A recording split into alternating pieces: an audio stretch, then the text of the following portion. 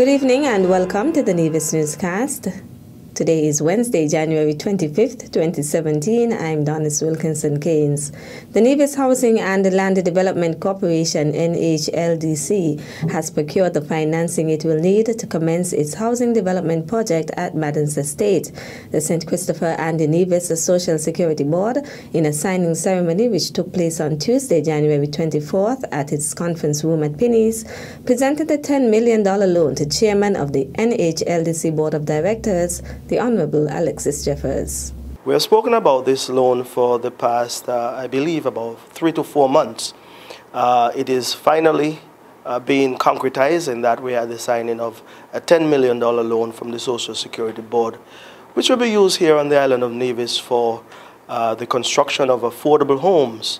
And we are targeting the lower to middle income bracket income earners here on Nevis.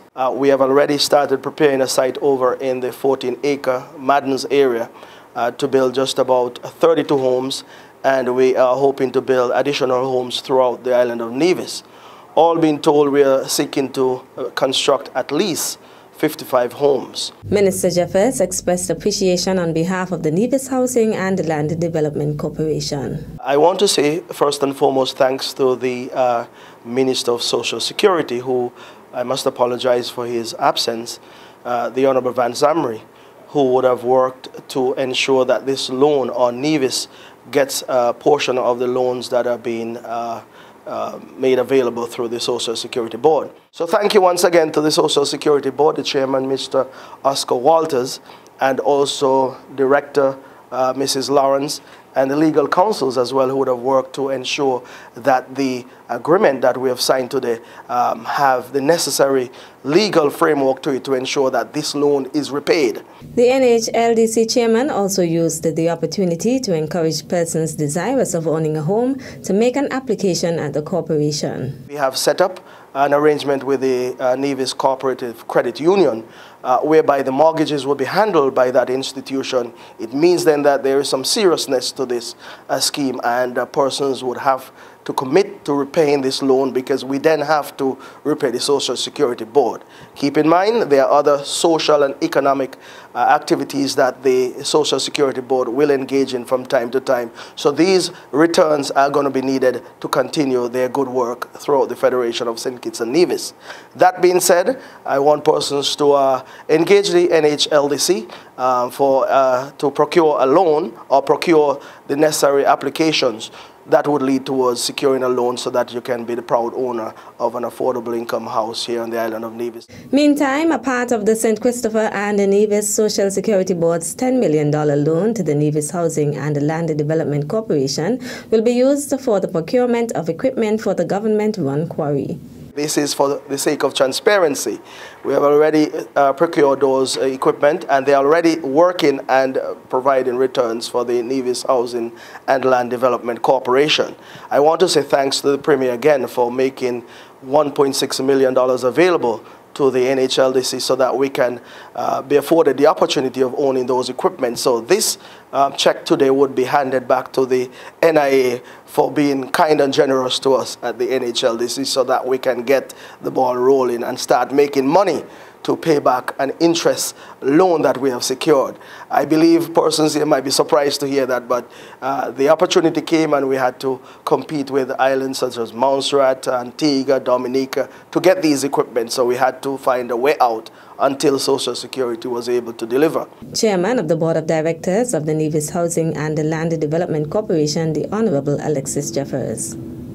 A number of men in leadership positions today, Wednesday, January 25th, participated in a forum which sought to examine the role which men have to play in the delivery of the 2030 Sustainable Development Agenda.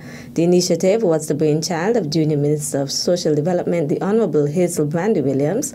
Permanent Secretary Keith Glasgow spoke on her behalf at today's Men's Forum. I recognize that today, for this Men's Forum, where the SDGs are concerned, there is quite some emphasis on health issues and on labor issues as well. We need, personally, as men and as individuals, to take responsibility for our health, and that is very crucial. Where the Sustainable Development Goals are concerned, there is basically zero tolerance for discrimination and injustice.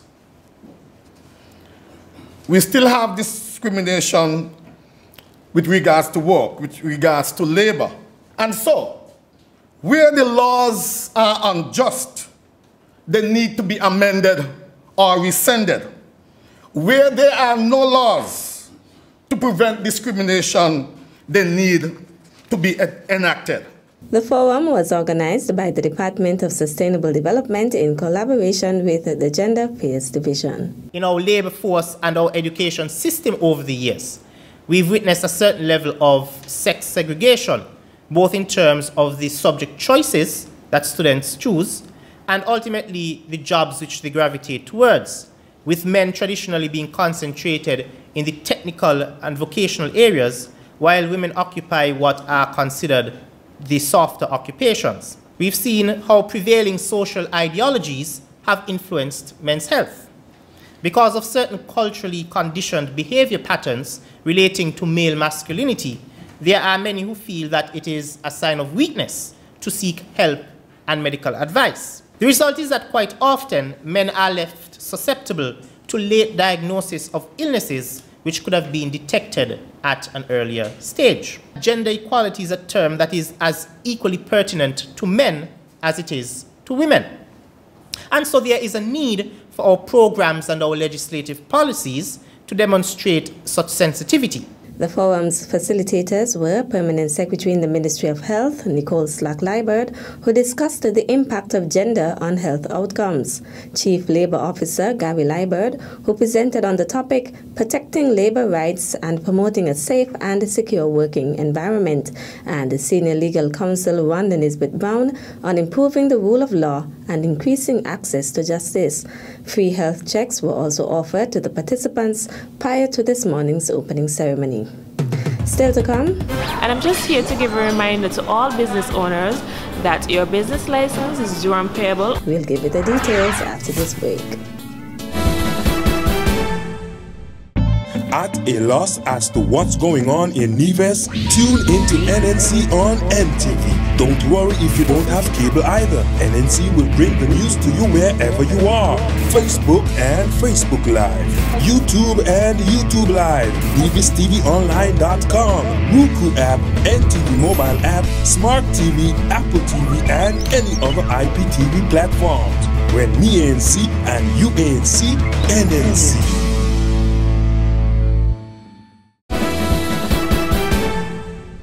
Welcome back. The Inland Revenue Department is reminding all taxpayers that a number of important dates are coming up when the payment for various taxes are due. Sidama Jones of the Taxpayers Services Unit gives this update. And I'm just here to give a reminder to all business owners that your business license is due and payable on or before the 31st of January. That is next Tuesday. Failure to do so will attract a penalty of $50 per day until that license has been paid. Also, to all liquor license holders, please be reminded that you have to visit the magistrate court to collect the certificate before you can make payments at the Inland Revenue Department. Also, when you're coming, walk with 2 pieces of ID, visit the Taxpayer Services Unit first before visiting the Payments Department. All companies are required to bring along their certificate from company's registrar or from the financial services as proof that their annual returns are up to date. Also be reminded that your unincorporated business tax, that's the quarterly tax where you get an exemption for retailers, $37,500 for services, $6,000. That is due on the 15th of March. Failure to do so will attract a penalty of $100 per month plus 1% of the tax owing. The Inland Revenue Department encourages you to be a responsible citizen and pay your taxes on time. Producer of the Nevis Blues Festival, Richard Pavitt, has been on Nevis for the past week, meeting with stakeholders and putting things in place for the 3rd edition of the festival. This year, unlike previous years when there were 3 nights, the decision was made to have the festival running from April 7th to 8th, 2017. We've got a great lineup coming from the States and from Europe. And we're running later this time. We're going to be going till about 3 or 4 a.m. each night, with some improvements and some more lighting and some more drama. It's going to be an exciting festival. Pavitt reflected on the previous two festivals and looked at some of the lessons learned. 2015 was a process of discovery, understanding what we could achieve here, the limitations we might face, the logistics problems, sourcing problems. Not everything is here. We're bringing stages in and sound, and so forth. So that was a real proving ground. And then when we came to do last year, 2016, I was really happy. We stepped up a major level for 2016, and got a lot of great feedback from the media and from the audience who came. And we can do better than that now. The hosting of the Blues Festival is part of the Nevis Island Administration's tourism strategy, which seeks to extend the tourist season on Nevis. We're very much supported and reliant on the NIA and the help of the various departments and government ministries, obviously particularly the Ministry of Tourism and Minister Mark Brantley, who's been a great supporter and enthusiast for making this happen. And it's there to stimulate the tourist economy in Nevis, which is why we run it outside of the main tourist period, so that we extend the tourist season. One of the reasons why I'm here and doing it is because I was greeted by so much enthusiasm and such willingness to help and make it happen that it's made my job a lot easier.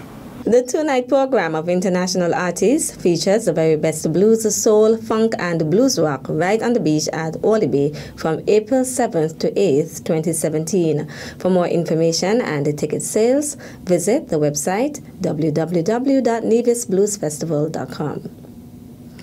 In related news, a film director for the Nevis Blues Festival documentary is also on island as part of the planning for the 2017 edition of the Nevis Blues Festival. Etam Shantitas sat down with us and described the experience. First of all, my first impression on Nevis was heaven on earth. There are very, very few places on this planet left that look like Nevis. It is completely unspoilt. People are completely unspoilt, where most of these tourism places are not at all.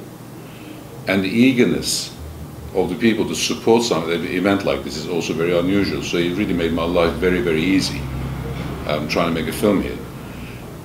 Needless to say, the beauty of the place is breathtaking. So really it's not much of a job for me to make it look good, because it already looks amazing. So just pointing a camera at it and showing a few people abroad, people fell in love with it just like I did, so that was an easy task. And then putting on something so European into such a culture like this, for a filmmaker, the clash is a very important thing. And it's a beautiful clash that married so well together, The local culture taking on the blues, taking on rock. And, I saw the faces of some of these people who've never seen a rock guitarist like Simon McBride, for instance.